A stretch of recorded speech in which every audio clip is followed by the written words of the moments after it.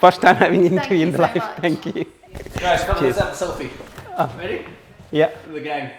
So before my treatment, because the teeth was moving and the bottom 4 teeth was missing and I had a denture, I was barely able to eat the food. On the old teeth, if I have to smile, I was so like shy.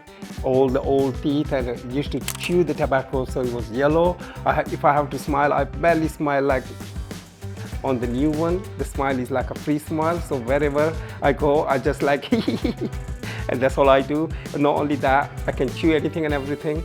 We had the whole implants from all the teeth, and Mr. Dev, the doctor, he did all the treatment.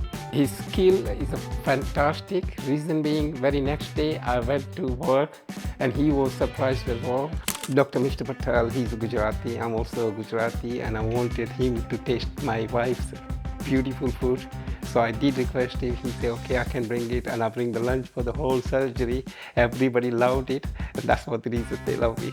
In the beginning, very first day, when I've been told this is what it's gonna cost me, I was thinking like, oh, quite expensive. But after having this done, believe me or not, I'm so proud by the work done. Money is nothing. The smile is everything.